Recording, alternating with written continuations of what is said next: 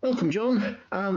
This is John Llewellyn Probert, who won the 2013 British Fantasy Award for his novella The Nine Deaths of Dr. Valentine, and 2015 saw the publication of his sequel, The Hammer of Dr. Valentine. He's also the author of around about 100 published short stories, six novellas, and a novel. That's right.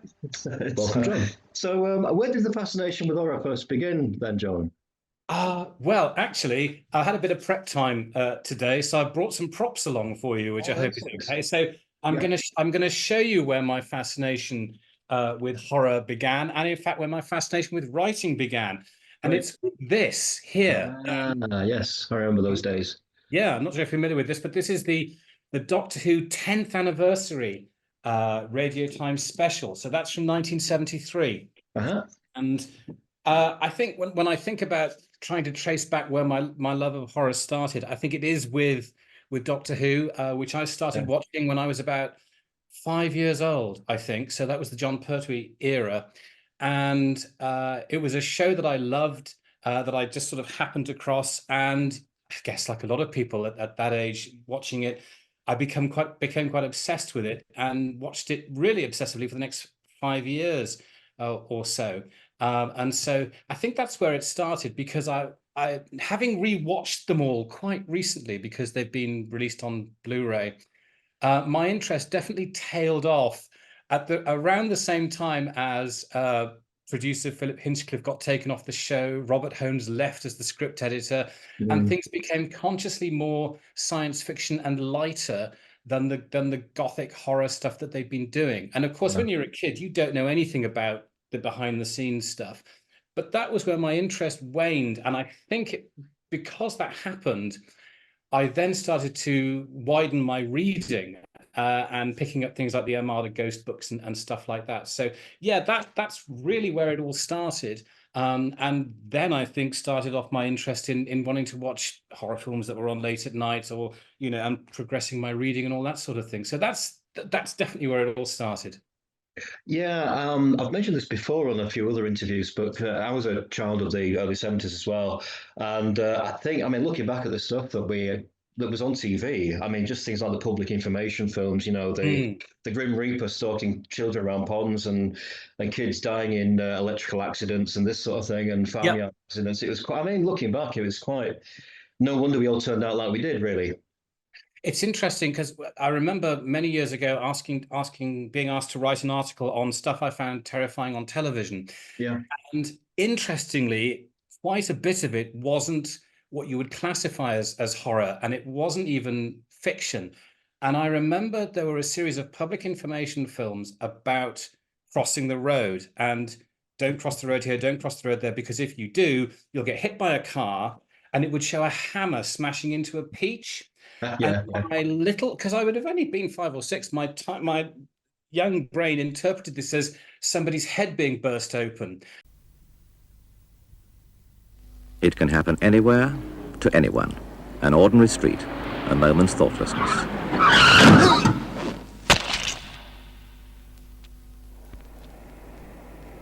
If there isn't a crossing nearby, be extra careful. Use your eyes and ears before you cross the road, and all the way across. You can't argue with a car. Eyes and ears. It's your lookout. And I was so traumatized by the image that I wouldn't watch. I think it was ITV those were on, and I wouldn't watch ITV. I would only watch BBC because those particular specific information films didn't show on the BBC. The Yeah. others were around, yeah, Dark and Lonely Water. I don't know, yeah, the frisbee stuck on the electric pylon, which I could handle. Oh, except there was one as well, and I'm sure these all influence you. There was one where they said, don't put a mat on a polished floor. And they said, because you might as well. That was a public information film. But my young brain, there was somebody going around hiding man traps under rugs. So yeah, all these things that you don't realize perhaps when you're older, children misinterpret or they read in their own way, and that certainly happened with me, and an awful lot of that stuff. There was another one about old fridges on building sites, and don't play in fridges, because there were these old-fashioned fridges that would lock and you couldn't get out of them, and they'd found dead kids in these things. But I took it as someone is leaving fridges around that they want children to play in, so they'll get locked inside. That, and I mean, hey, these things did work. These public information films did work, and I've got a lot of them now on the BFI collections. Very interesting to read about the people who made them, and John Krish, who was known as Dr. Death and made the finishing line, which I never saw back in the day, but that's a classic. But yeah, if you're a 1970s kid, you probably saw Apaches, which was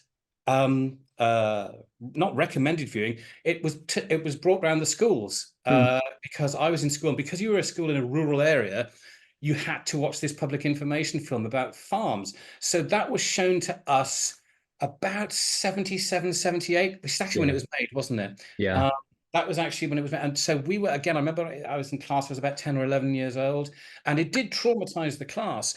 And it gave me an inkling into audience interpretation of what they see on the screen as well, because there were kids in my class who were convinced that those children had sacrificed themselves for the film for the good of other people to not, especially the one where the kid drowns in the silage pit. And they said, did the boy really let himself be drowned in there? And I thought, I mean, that would never occur to me, but it's very interesting to see how other people interpret this sort of stuff as well. So sorry, so going back to what I was saying, there was that one about the hammer hitting the peach traumatized me.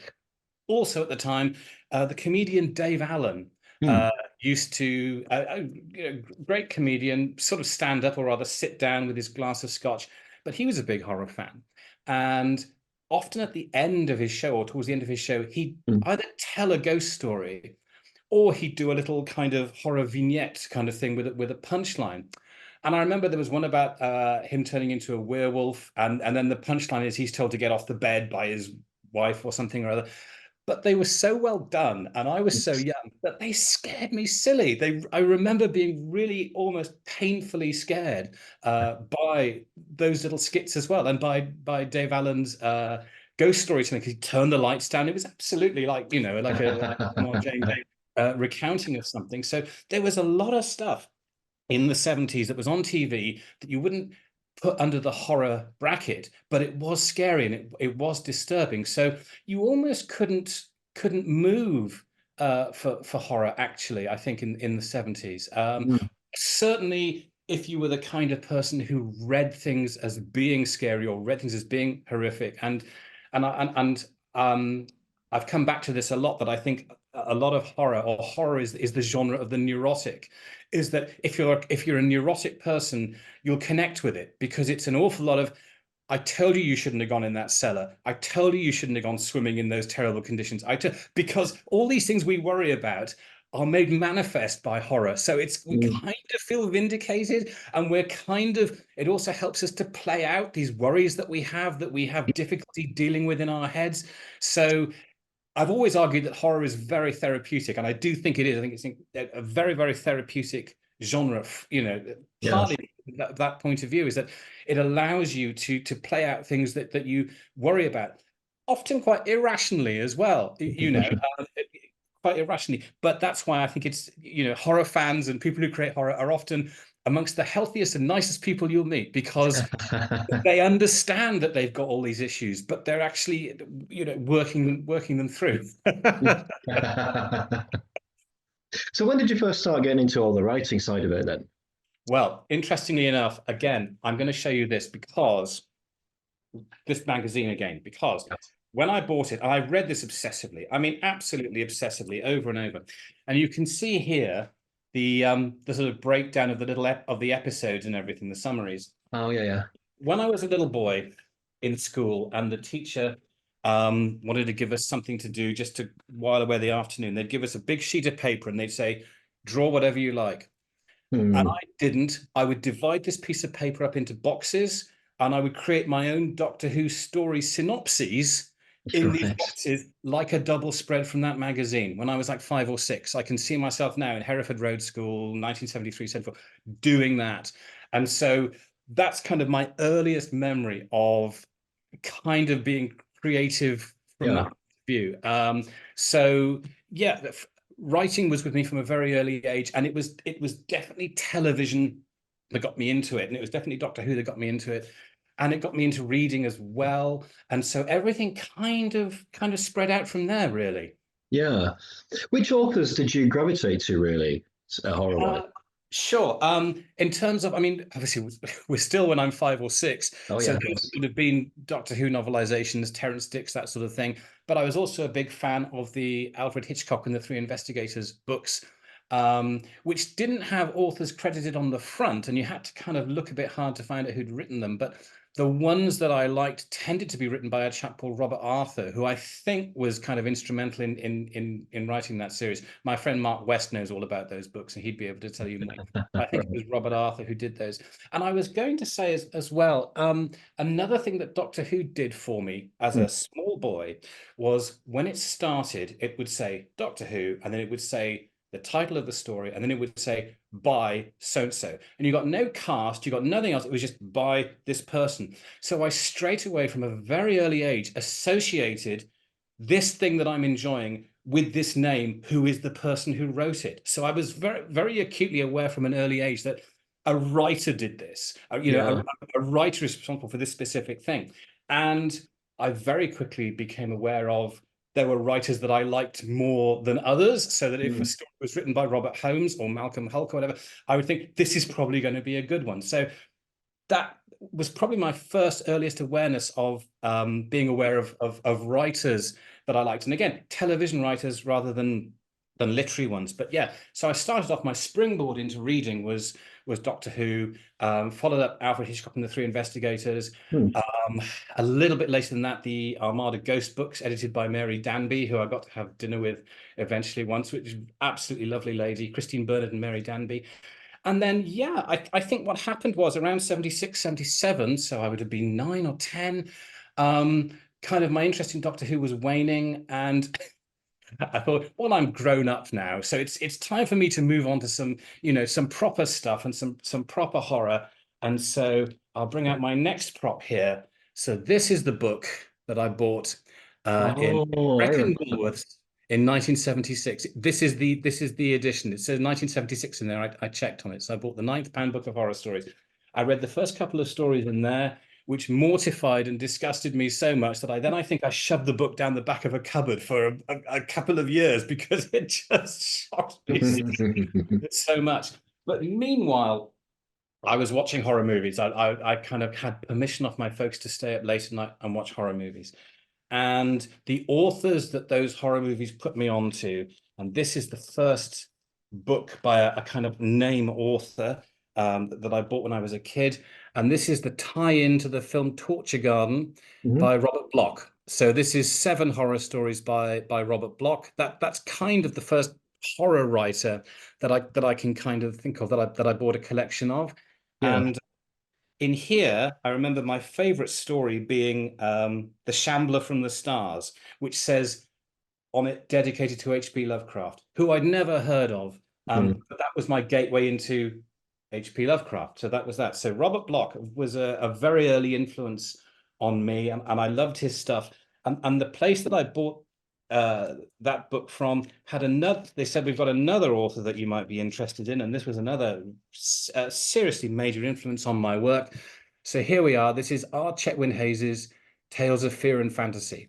Mm. And another author that I ended up absolutely loving, the next book I bought of his was The Unbidden. This is the tandem paperback from 1971. And those 2 authors, coupled with some of the authors from the Pan books, particularly Charles Birkin, became a style that I very much, as I entered my teenage years, a style I very much wanted to emulate in terms of writing. And it was those kinds of stories and those kinds of movies as well, like Abominable Dr. Fives, the Vincent Price. All of that stuff was I really love this, and I really connect with it. And I would really love to try and do something similar. And so, unfortunately, then various English masters over the years had to put up with my attempts at writing those kinds of things in English class, Yeah.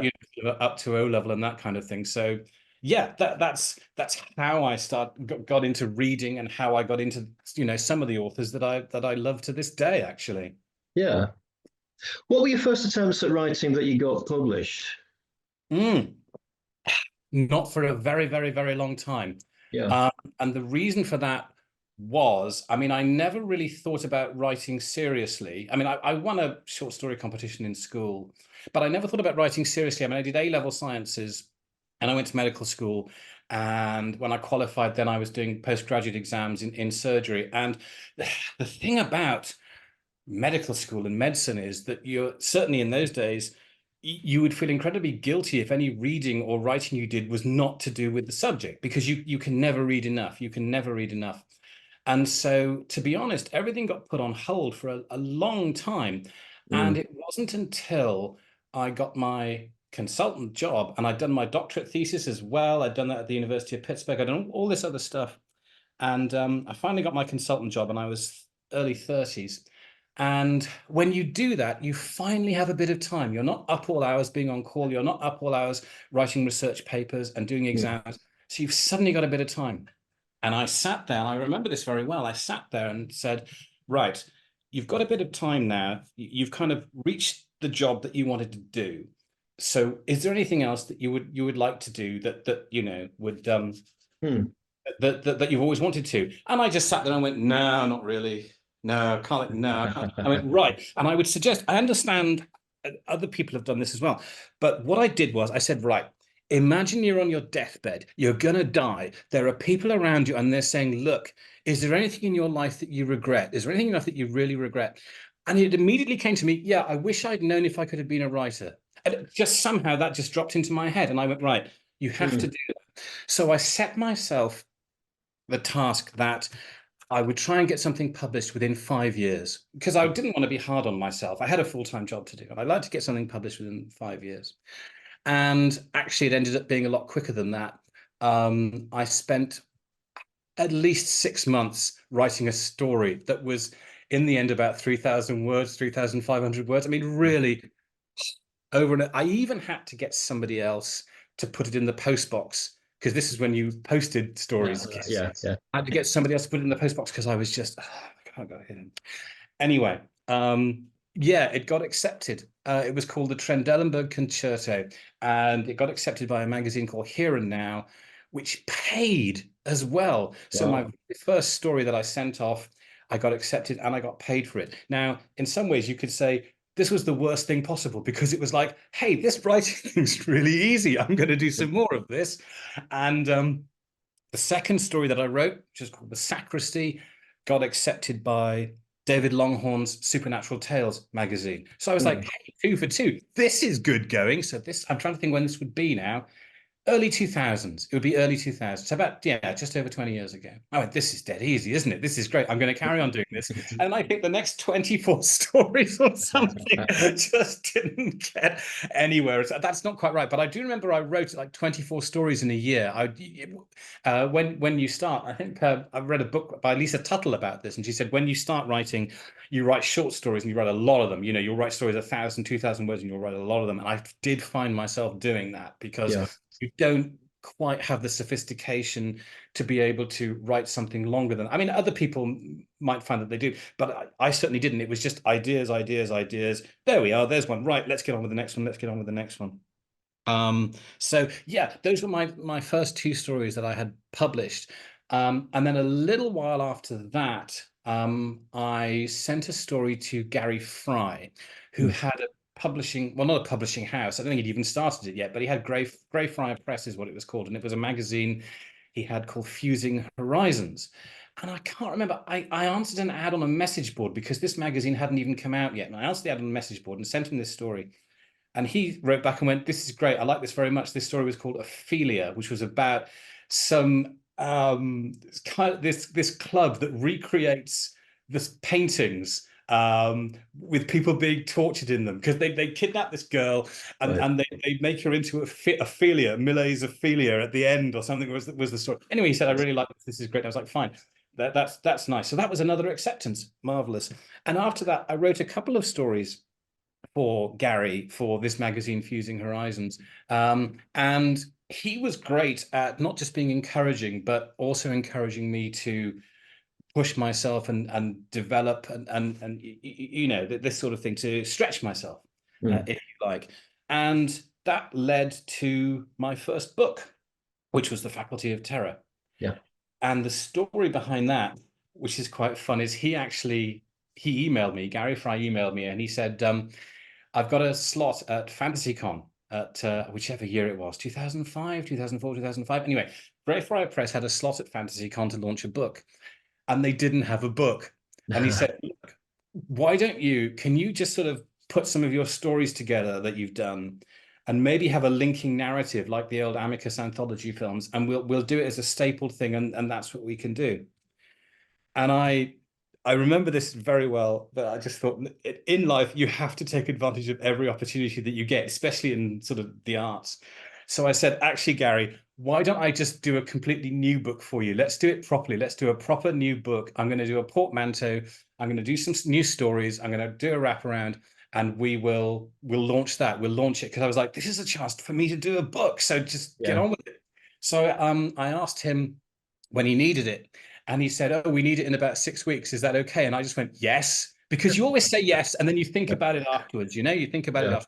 Went, yes, that's fine. He went, right, what's the title and what's it about? And I went, I'll get back to you. I remember I left the computer, left the house, went for a walk around Portishead, which was where I was living at the time. Went for a walk around Portishead. By the time I got back, I went, it's called The Faculty of Terror. It's set during a university dinner. There are going to be these 6 stories. They're going to be linked by this, and there'll be a twist at the end. I don't know what it is. And he was like, well, that sounds great. Okay, we'll do that. Then I had to sit down. I had 6 weeks to do everything from scratch, pretty much. But I actually love that. I'm one of these people who works really well under pressure, and I actually love, and this has been all the ways through school and through my university career. I am the person who stays up all night and pulls an all-nighter and actually gets off on it. I really enjoy doing that. I don't want lots of time and, you know, no pressure. No, I really want I want to be under lots of pressure.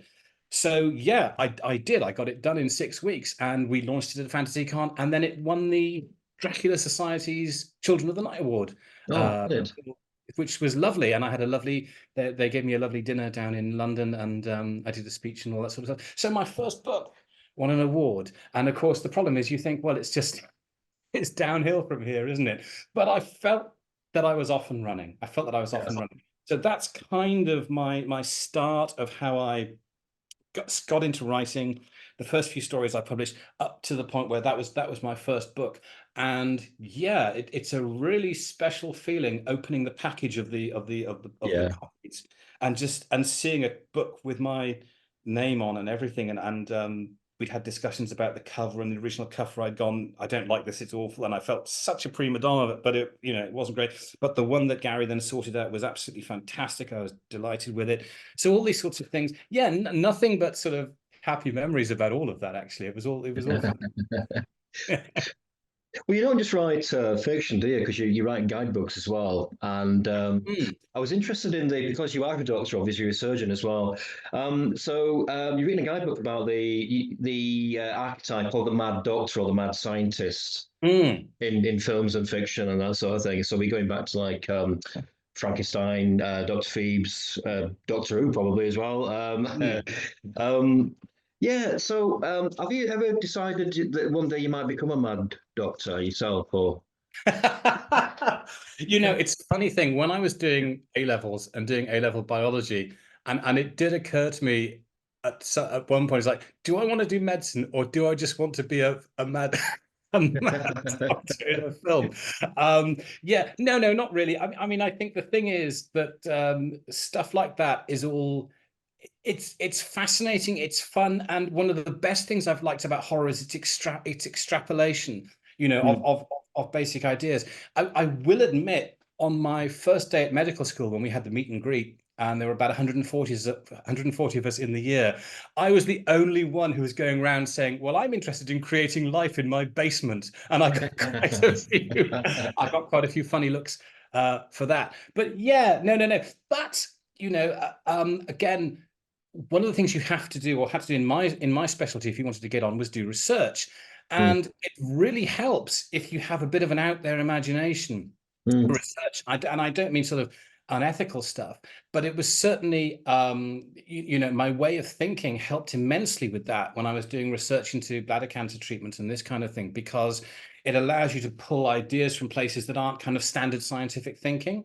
So that actually helped as well. I find horror and science fiction and stuff has helped me all through my life, but it certainly helped from that point of view as well. I think as well, because I've been thinking about this a little bit. So the mad scientist has sort of not appeared in fiction much these days. It seems to have been replaced by computers. They seem to have taken the place of the mad professors, the intelligence that's trying to sort of do really bad things. What do you think about that? I think there's certainly stuff out there. There just aren't as many movies or books about them as there were. But what you find, I mean, especially going back through, I mean, the book that I did, the Mad Doctor book, all these things reflect what's going on in the current state of the world. I mean, even from The Man They Couldn't Hang is a movie from 1939, but it was based on the fact that they'd invented this thing called the Lindbergh heart, which was an artificial heart. And then when Christian Barnard did the first actual heart transplant, then, the Mexican René Cardona team came up with Night of the Bloody Apes and this kind of thing. So these things always reflect what's going on and people's concerns with what are going on. And there are, movies where, yes, it might be AI, but there's often somebody behind the AI. I mean, not always the most successful films. There was I think a Johnny Depp film called Transcendence or something a little while ago, where he kind of uploads himself into a computer and this kind of thing.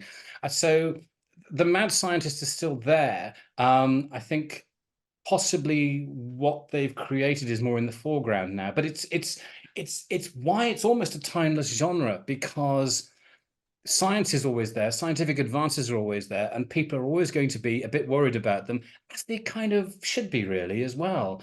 And it's why, I mean, David Cronenberg, for example, is, he's 80 and his films are still relevant. His Crimes of the Future is this fascinating film about how people who have evolved to eat plastic because of the microplastics in our environment, and is that the way the human race is going? So all this stuff is still it's always going to be relevant, because it's always going to be part of our lives. Yeah. I think work the other way around as well in terms of your research. So obviously you know a lot about the medical side of things. Has that helped with the writing as well? I know a lot of your characters, a few of your characters have been doctors as well, haven't they? Yeah, they have. Partly that's write what you know, so that it's actually very easy for me to set things within that milieu. I was told, and have been told repeatedly, that what I should be doing is medical thrillers, which would then be paperback bestsellers. But I did try, and I found it very difficult to set a kind of standard thriller in a hospital, when if you spend enough time working in a hospital, you don't really want to spend your outside hours writing all about a hospital. So that so I found that quite not so great to do. Whereas when Stephen Jones did his zombie apocalypse series of books, and he said, we're going to do, each chapter is going to be written by an expert in what they do. So he had Paul Finch doing the police chapter, and he said, I want you to do the medical chapter. And that was just brilliant, because I could deal with a zombie outbreak and how it would really be dealt with in an NHS hospital, and how they would do it, what antibiotics they would use, how they would go ahead with the management, how they would take the intensive care. All that sort of stuff I could do absolutely accurately, except that it's people with zombie bites that are being dealt with.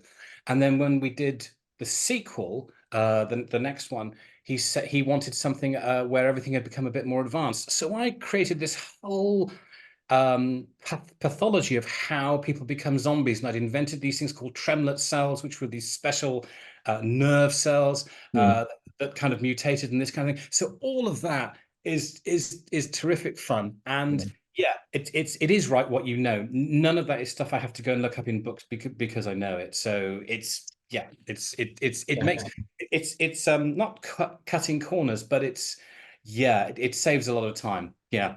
Yeah.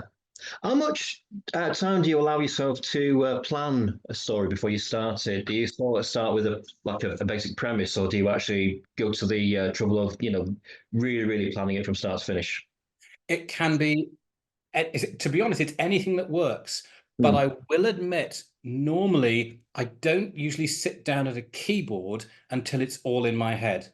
And right. so most of my planning and most of my what you might call staring out of the window stuff was always done or would always be done when I'm in work. When I was driving to work and driving home from work is a fantastic one I found. I think because your brain is kind of in gear and at the same time your brain is a bit bored. And I found that was a terrific time to Mm, plan stuff and think of stuff was when I was driving. So I found driving very helpful. But yeah, normally by the time I sit down, it's all there, or at least I know most of it and I know what the ending is. And so I've likened it to if you're trying to cross a river mm, and the ending of the story is the other side of the river. And so you start off by trying to throw a rope across that you're going to sort of ferry yourself across with. And sometimes that works, sometimes it doesn't. And sometimes as you get into the river, you start moving down the river and you mm. finally get to the other end, but you haven't got there the way that you intended to, if you see what I mean. So Yeah. I like to have some kind of ending that I know I'm going to aim for, but it won't necessarily be that ending when I get there. But I like to have something in my head so I'm not just flailing around. That's short stories. With novels and longer works, I tend to find I've got a bit of a short attention span and I get bored quite easily. So I tend to plan out about half of a novel or the first third. And I hope that by the time I've written the first third, the next bit has occurred to me. But if I have all of that worked out, then I go, right, now I've got to write 100,000 words, but I've done it all.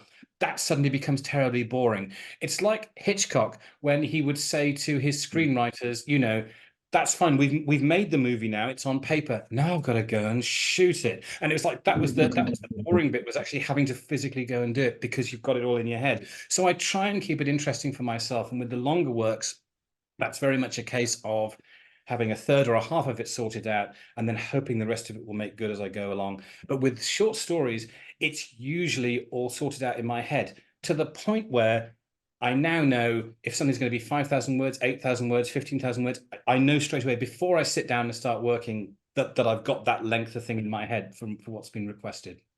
Oh, okay. What about your characters? How much backstory do you give your characters before you start, or is it another, play it by cuff? Off the cuff It's story? that's much more play it by ear. I mean, I'm much more what I would call a puppet master in Yeah. that characters do what I tell them. I know that people, my wife is one who, the characters kind of do things of their own accord. And I'm like, no, no, no, no, no. Everybody does what I tell them in my stories. Yeah. So basically the characters and the characterization will serve what's going on. We'll serve what's going on with the story. And you say, well, when it's what's going on, it's kind of the very the essence of the story, if you like. And I find it hard to describe it any better than James Brown, the father of soul or whatever. But they'd play him music, they play him singles, and you go, yeah, yeah, that works. Yeah, yeah, that works. And then you go, that one doesn't work. And they go, why, James? Why is this song no good? And he goes, because he'd say, it hasn't got the And that's the best expression I can think of. It hasn't got the and that's kind of how I can best describe if I'm writing a story. There's a in it, and everything else serves that. It serves the of Yeah. why that story is there. So the characters, the plotting, the language that I'll use, the length, everything, the pacing is all there to serve the of the story of that feeling, that thing that I want to get across. Like, it's funny, isn't it? I'm a writer and I can't put it into better words than that. But No, that's how it works. Everything serves that.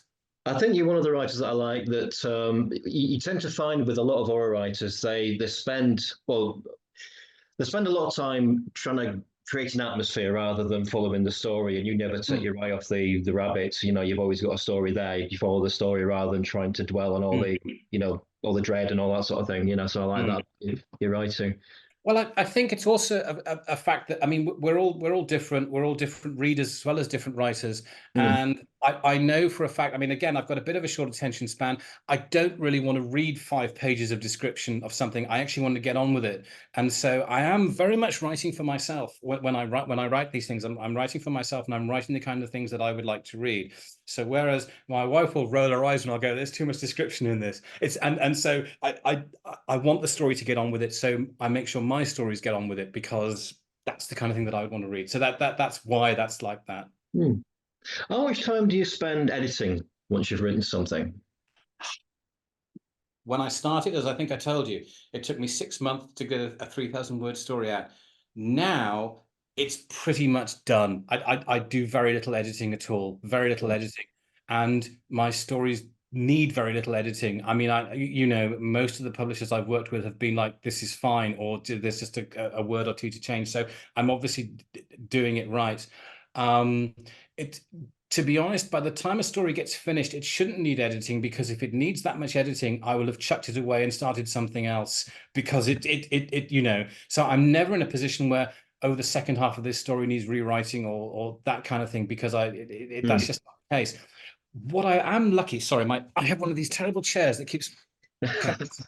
I am very lucky that I'm married to a writer, to a horror writer. So she gets the final pass on everything, and I do the same for her. So once I am happy with it, it goes to her, and then she sends it back to me to say, "This is fine," or "This isn't." So it's very much a case of what she says, which will be the final edit, the final pass. But in terms of actually the amount of editing anything I do needs, it's not very much at all. It really isn't, because by that time it should be in a shape that it's ready to go out. Oh yeah, I write my own books. I write guidebooks. Oh yeah. Yeah, but mine are computer. My background's computer game art. So Oh yeah. yeah, so a long time ago. But yeah, so write about what you know and all that sort of thing. But the reason I do those is because I've got a very short attention span, and it's nice to just, you can dip in and just review. I'm just sort of reviewing basically like 2 or 3 games at a time, and then just build up, and you eventually get a book. Is that why you write the guidebooks yourself, the low attention span things? It's certainly quite possible. It's definitely why I've always been drawn to short stories. Yeah. When I was young, and and now, I read and have read far more short stories when I was a boy than I ever read novels. And same now, really. And that's why, yeah, I'm much more attracted to the short form. I also, I mean, for me to write a short story, say 5,000 words, will take about a week. Yeah. To write a novel takes about 3 months. And for me, that's like, 3 months doing the same thing. And I know some people love it. They love being involved with a novel, and like they can spend a whole year on a novel. The idea of that just, that's not for me. So yeah, Yeah. I think so. I think it's also, when I started the film reviewing, my intention was that each review would be 500 words that people can read over, a cup of tea at 11 o'clock in the morning. It wasn't the intention ever to write reviews that would be 10-page analyses of something, because that's not the point. That's not what I want to read from a film review. I want to know a bit about it, whether it's going to appeal to me, and this kind of thing. So yeah, I think so. I think it is a lot to do with kind of having a short attention span. Actually. So yeah, no, absolutely.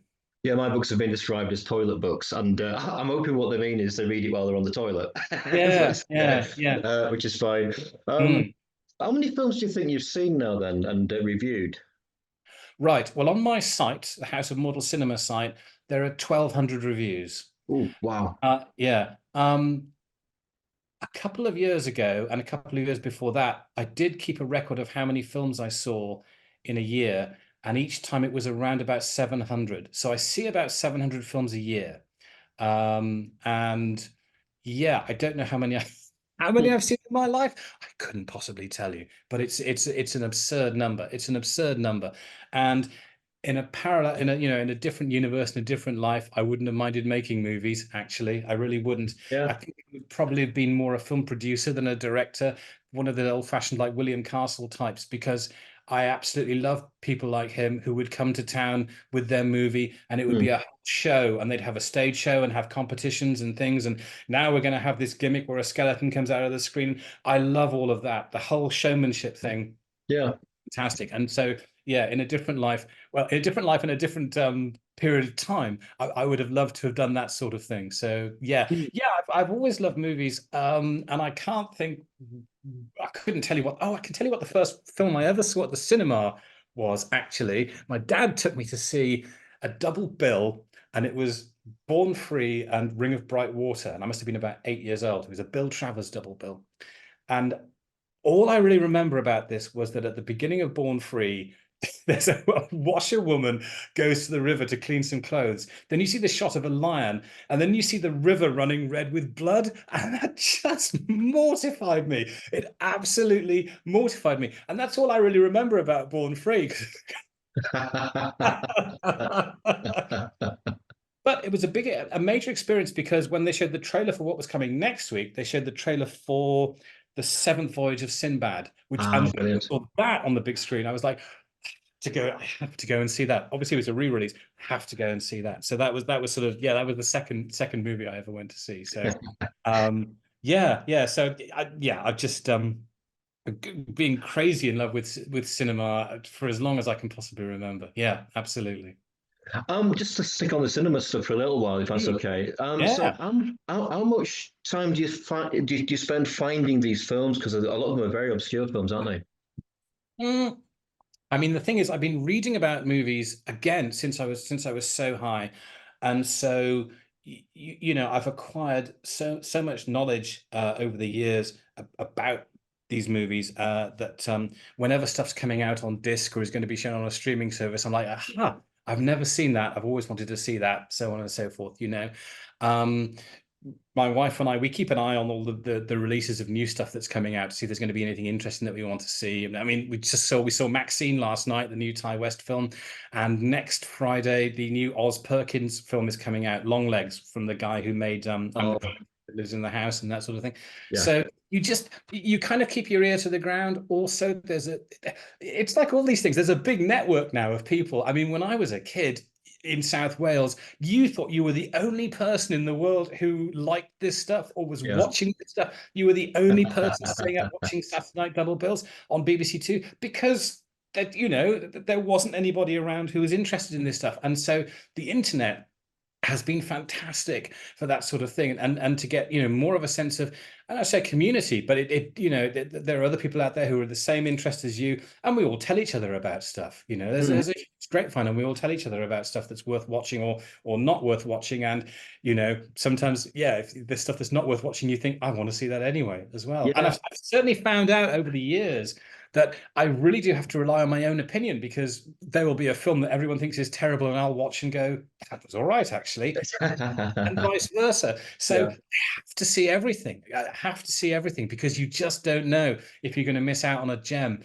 I was thinking one of the most recent ones I can think of for that was, there was a movie version of Fantasy Island, which everybody hated. I think it's got 8% on Rotten Tomatoes, but I enjoyed it and I had a good time with it. So you've got to watch everything. Yeah, you've got to watch everything. It's finding the time that's the problem. Sorry, it's finding the time that really is the problem. But again, it's something that I grew up with. I mean, I've never been very good at going to bed at night. From a very early age, my parents would just let me read, and I from a very early age, I've stayed up till 1 or 2 in the morning, and I always do now. It's just a thing. That's the time of day that I'm comfortable with. So yeah, I fit in a lot of stuff late at night. Yeah. Well, you're very prolific. I mean, what's next coming up? What's coming out next?